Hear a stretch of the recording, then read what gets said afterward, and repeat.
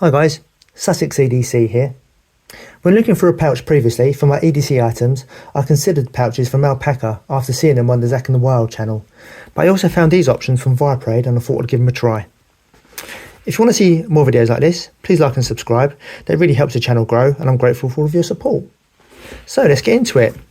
As you may know, a pouch can make it really easy to organise and carry the various EDC tools and items we want to use on a daily basis. It can be well worth considering if you find it frustrating just chucking items loose in your pocket. Initially, I've got the VE-15, which is this little pouch here. I wanted to put my minimalist wallet inside this and just have a sort of all-in-one unit. And as you can see, the actual wallet is big enough, but the zip is just slightly too narrow to get that through so I can carry it. So I then considered the VE-3P, which is this one. It's slightly larger, but it's also still small enough that you can fit that into a front jeans pocket if needs be. I think the P in VE-3P stands for patch, and it's got this Velcro area here that you can stick Ranger patches to. I think they also do a version of this without that, so it's just a bare area at the front there. So the similarities between these is that they're both made from a really tough canvas. It's got strong stitching there, as you can see, and they've got really decent zips. They've both got these molly loops, as you can see. You've got those here, and you've got them in use there. And they both have loops at the top, so you can hang these from a lanyard around your neck. So this one on the VE-3P is made from paracord, and this is just a small canvas loop that you can hang from a lanyard. They have rounded corners, so it's really easy to slip them in and out of pockets. And the internal pouch here, as you can see, is lined with PVC, so it's really water resistant and keep items dry inside. You have binding tape, like so, along the edges, which just gives a bit more durability and strength and stops this from fraying. And they've both got this, like I say, this Velcro area. So, like so, you can see that. I think the main difference between these really is the size, because the construction of them and the layout, as you can see, is pretty similar. So the VE-15 is obviously smaller, which is greater for your small hand tools, and you can see straight away this is my most used pouch of the two. So I've got in this Knipex pliers, I've got Boga bit pen, my Olight. Then in the inside pouch, I've just got a small bundle of hand tools that I use, like so. But it still fits easy into a pocket, or your cargo shorts, even fully laden like that. And it carries a decent amount of gear. So as you can also see, the VE-3P here has this additional section at the back.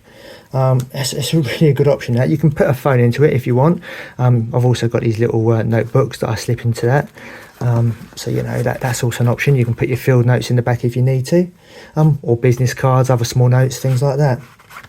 The internal pocket is big enough for those minimalist wallets, so that will slip straight in there, easy peasy. And the front slips, as you can see, here and here, they're big enough for a torch. You can put your torch and your pen side by side and a knife in there should you need to. So we'll take a look at the dimensions. So just very quickly, with the VE-15, I'll get them organised. You're looking at about 12 centimetres long, which is about 4.8 inches. 4.8 inches, sorry, and width you're looking at about 8 centimeters, which is about 3.25 inches. And then the VE-3, you're looking at a width of about about 10 centimeters, so that's 4 inches, and you're looking at a length of about 15, which is about 6 inches. And then just for those who don't want to get caught out like I did, the actual workable zip area on the VE-15, looking at about 8.5 centimeters, which is about 3.3 inches. And then on this one, I'm trying to measure the usable space for you guys. You're looking at about 12 centimeters, which is just under 5 inches. So So there you go. That's just a really quick overview of those. A pouch can keep your EDC items better organised and easier to carry. They can ensure that they're always ready to grab when you leave the house. And this links back to a previous video I've done, which is about the 3 habits of effective EDC and making sure you can actually use, and carry the gear that you've got. These Viperade pouches, are slightly less expensive than the alpaca ones I've seen, and other pouches I've also explored. But the quality seems really good for the money. They really are great value for money, these. They're also perfect to chuck in a bag or a glove box, and they're as versatile and useful as you want to make them. Some people want to make up specific pouches for fire starting, or survival, first aid, and for me, I like to make up a general pouch as you've seen. So I don't always use a pouch. Sometimes I'm just happy to have my EDC gear loose in my pocket and spread in various pockets as I go out.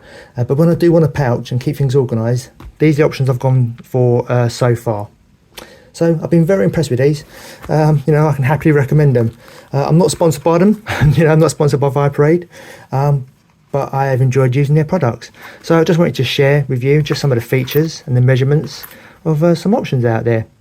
So I hope you found this useful. If you did, please like and subscribe and consider sharing. And I hope to see you back soon for some more info on EDC. Thanks a lot, guys.